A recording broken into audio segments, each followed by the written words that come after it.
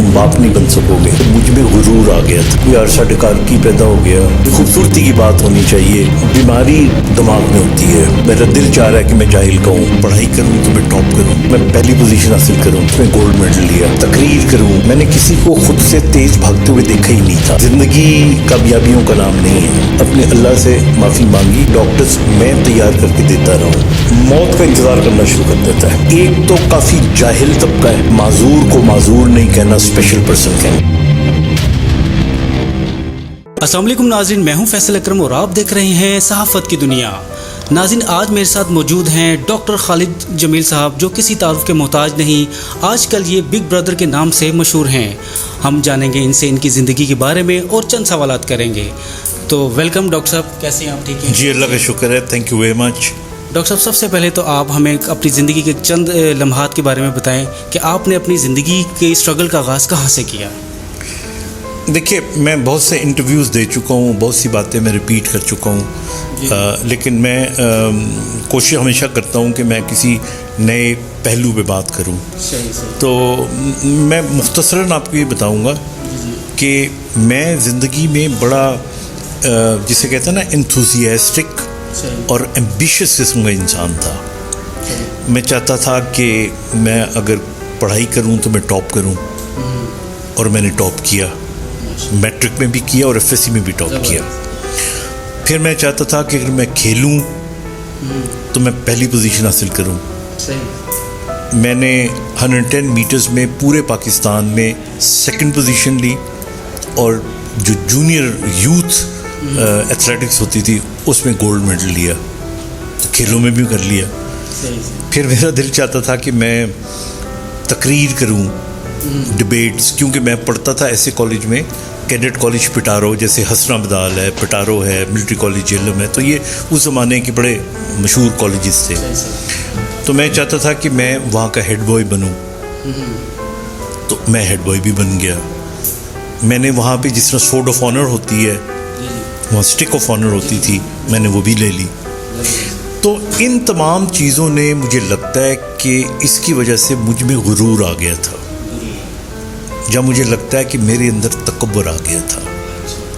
मैंने किसी को खुद से तेज भागते हुए देखा ही नहीं था।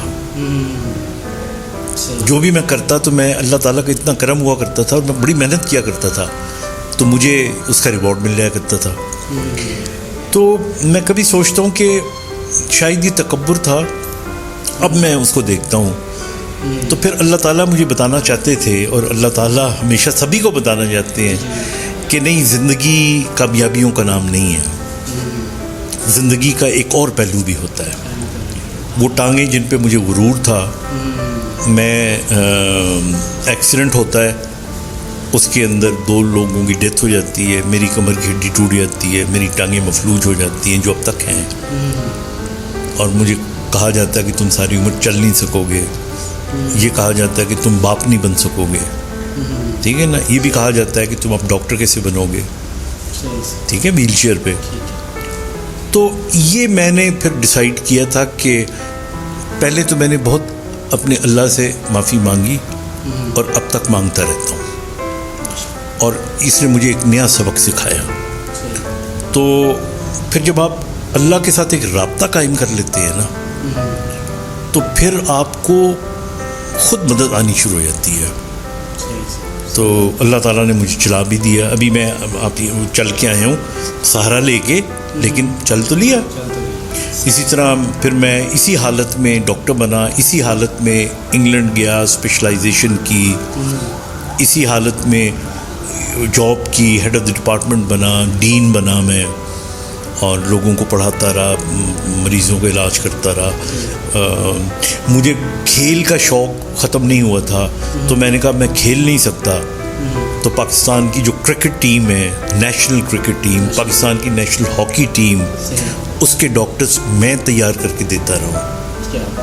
अभी भी जो हॉकी टीम ओलंपिक के अंदर जो डॉक्टर गए हुए थे, डॉक्टर असद अब्बास मेरे ट्रेनी है। और तो इस तरह करके मैं करता रहा। और फिर मुझे ये लगा कि एक छोटा सा वाक़या पेश आया कि जब मेरा एक्सीडेंट हो चुका था, तो मैं लेडी विलिंगटन हॉस्पिटल है, ये बादशाही मस्जिद के साथ, तो यहाँ पे میں جا رہا تھا تو میں نے گندے سے کپڑے پہنے ہوئے تھے اور میں لنگڑا کے زیادہ جیسے چلتا ہوں.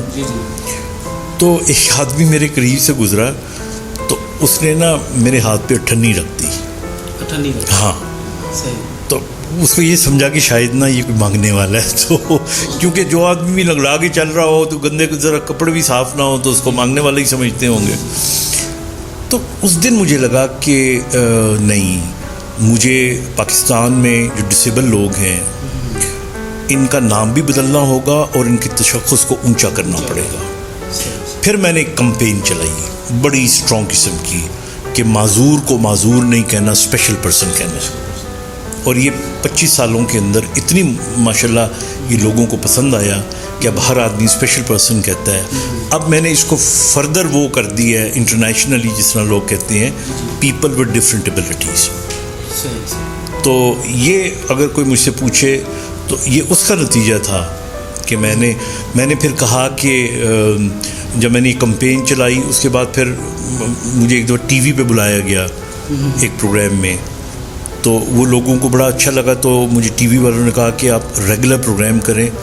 تو مجھے یاد ہے میں نے کہا میں اسپیشل لوگوں کے اوپر, بچوں پہ, بڑوں پہ پروگرام کروں گا, مارننگ شو. یہ مستنصر حسین تاڑر صاحب کیا کرتے تھے شروع میں. تو وہ جو اس وقت کے جی ایم صاحب تھے تو مجھے کہنے کہ ڈاکٹر صاحب تسی کی صبح ناشتے کا ٹائم ہوگا, لوگوں دیاں کچیاں اکھاں ہون گیاں, انیاں دیاں اللہ معاف کرے, تو کسی دی باں نہیں ہوئے گی. تو اس وقت تو پھولوں کی بات ہونی چاہیے, خوشبو کی بات ہونی چاہیے, خوبصورتی کی بات ہونی چاہیے. تو یہ تو مارننگ خراب کر دیں گے آپ. تو میں نے ان کو کہا, میں نے کہا مجھے آپ 3 مہینے کا سلاٹ ہوتا ہے سمائی, وہ آپ دیں تو وہ بند کر دیجیے گا آپ. تو میں نے پھر کیا کہ جو ہمارے منگول بچے ہوتے ہیں خوبصورت شکلوں والے, میں ان کو لایا, ان سے میں نے میٹھی باتیں کی, اور جو اصل چہرہ ہے ڈسیبلٹی کا, جو بہت خوبصورت چہرہ ہے, وہ میں نے دکھایا. اور آپ میں سے پتہ نہیں کئی لوگوں نے بچپن میں وہ پروگرام دیکھا ہو یا نہیں, وہ چلتا رہا 4.5-5 سال چلا وہ. اچھا ڈاکٹر صاحب, آپ ایک ڈاکٹر بھی ہیں ماشاءاللہ, اور میں آپ سے یہاں پہ یہ ایک سوال کرنا چاہتا ہوں کہ کسی بیماری کی وجہ سے کچھ لوگ اپنی زندگی کو جینے کی امید چھوڑ دیتے ہیں, اس حوالے سے ڈاکٹر کیا کرتے ہیں؟ دیکھیے آپ کو میں ایک تو بڑی انٹرسٹنگ بات بتاؤں.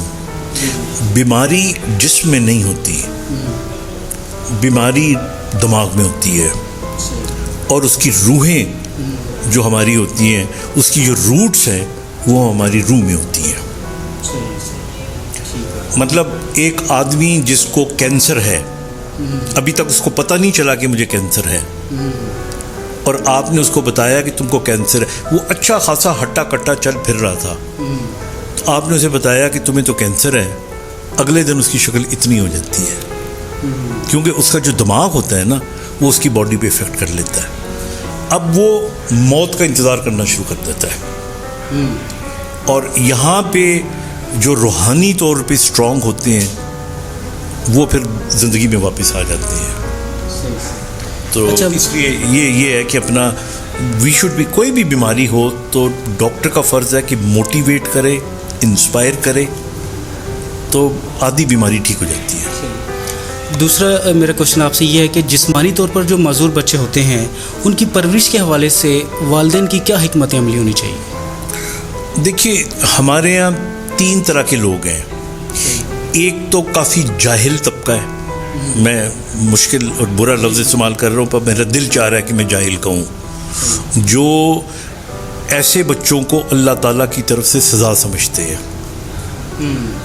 حالانکہ یہ تو اللہ تعالیٰ کے تحفے ہوتے ہیں. تو اس لیے ایک یہ طبقہ ہے, اور آپ ایگری کریں گے ہے, ٹھیک ہے نا. دوسرا وہ طبقہ ہوتا ہے کہ جو بیچارگی اور مایوسی میں چلا جاتا ہے, یار ساڈے گھر کی پیدا ہو گیا, اسی کی کریں گے, انہوں کون پالے گا. حالانکہ اس کو یہ نہیں پتا کہ تمہاری سانس بھی دینے والا اللہ ہے, تمہیں روٹی کا ایک نوالا دینے والا اللہ ہے, پتھر کے نیچے روزی دینے والا اللہ ہے.